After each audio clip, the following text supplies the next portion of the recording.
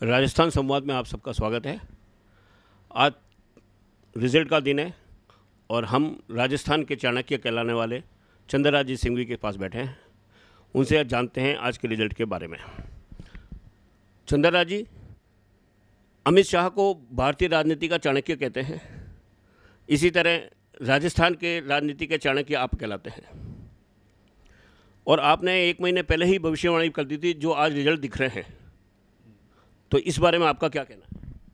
भारतीय मुद्दा विहीन कांग्रेस, उसके बाद में गैर जिम्मेदार कांग्रेस के लोगों की बकवास और राष्ट्र विरोधी नीतियां, केवल तुष्टीकरण के नाम पर वोट मांगना, हिंदुस्तान के सैनिक सर्ज ऑपरेशन की मजाक तक उड़ाई।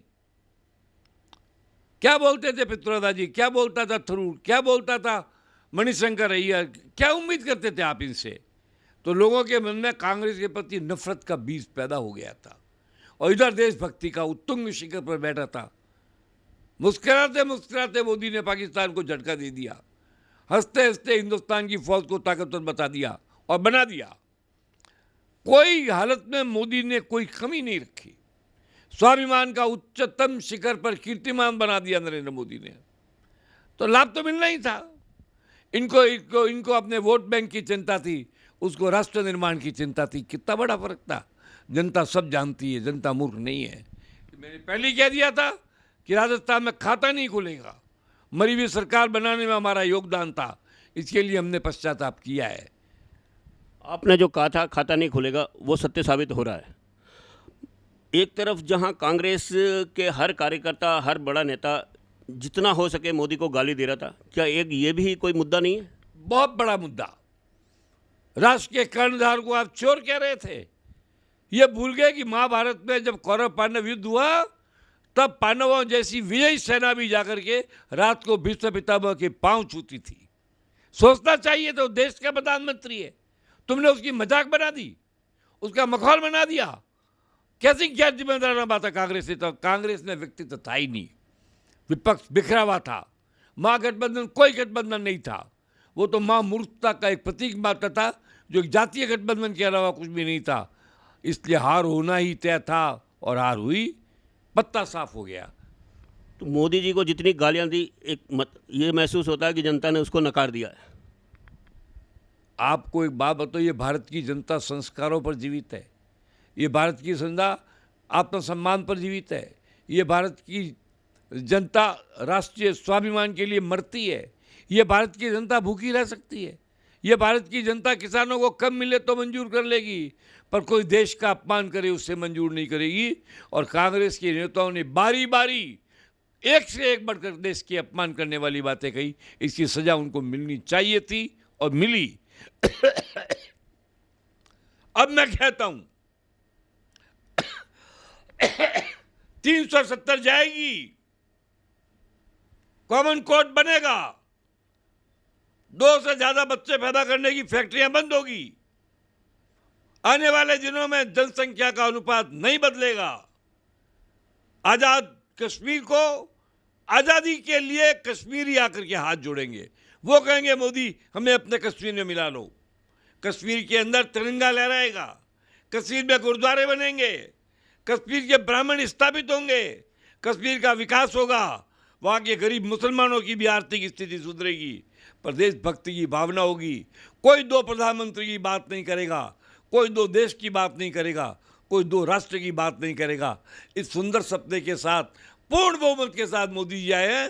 मोदी जी बहुत बहुत बधाई के पात्र हैं और मैं तो बहुत बार कह चुका हूँ आपके टीवी पर कि मोदी का कोई विकल्प नहीं है। आपने एक चैनल दिया था जिसका शीर्षक था विकल्पहीन मोदी। मैं समझता हूँ मेरी हर बात सही निकली। आप राजस्थान के चाणक्य हैं राजनीति के, तो अब इस स्थिति में कांग्रेस को क्या सलाह देना चाहते हैं? आत्मनिरीक्षण स्वयं करो, सलाह देने की क्या जरूरत है? हम किसी की हत्या नहीं करना चाहते और आत्महत्या के लिए प्रेरित नहीं करना चाहते हैं। वो जो करना आप करो। राहुल गांधी हार गया अमेठी में, कांग्रेस के पास चेहरा ही नहीं है। कभी प्रियंका को लाएंगे, कभी उसको लाएंगे, कभी वो कहेंगे, कभी कहेंगे ये अमुक आदमी है मुख्यमंत्री प्रधानमंत्री का। कोई स्तर तो होना चाहिए।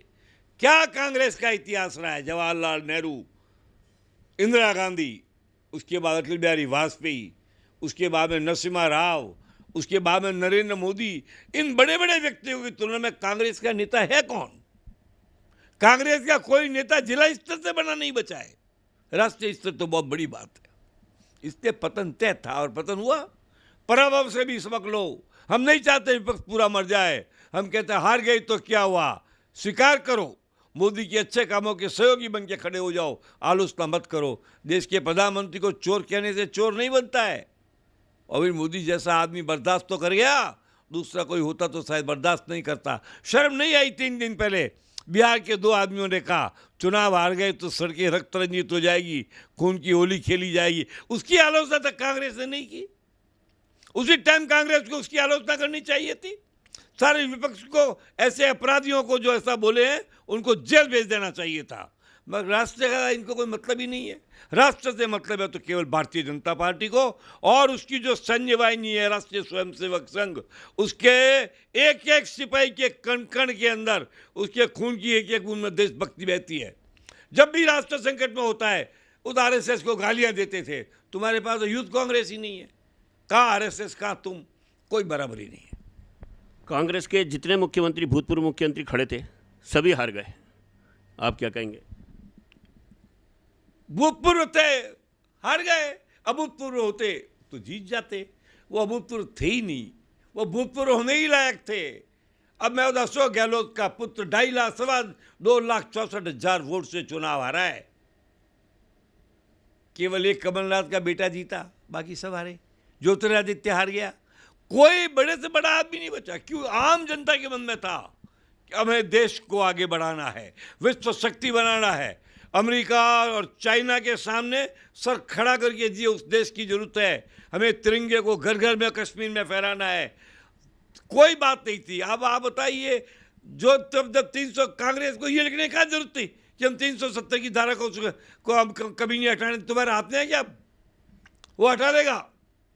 शेर आ गया है, अब सियार राज नहीं कर पाएंगे। अब शेर की दाढ़ होगी इस देश में, सियारियों की दाढ़ नहीं होगी, सियालों की दाढ़ नहीं होगी। भागते फिरोगे तुम, ऐसी तुम्हारी स्थिति होगी जैसी होनी चाहिए। हमारे राजस्थान संवाद चैनल पर आपकी बेबाक राय देने का बहुत बहुत धन्यवाद और भाजपा की जीत पर आपको बहुत बहुत बधाई। वैसे तो आपको आज सुबह से ही बधाइयों का तांता लगा हुआ है, लेकिन हमारी तरफ से भी बहुत बहुत बधाई, धन्यवाद। क्या बेरोजगारी आपकी सबसे बड़ी परेशानी है?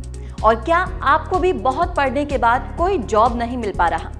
पैसे कमाना चाहते तो हैं, लेकिन कोई रास्ता समझ ही नहीं आ रहा। अगर ये समस्याएं आपकी हैं, तो इसका समाधान हमारे पास है।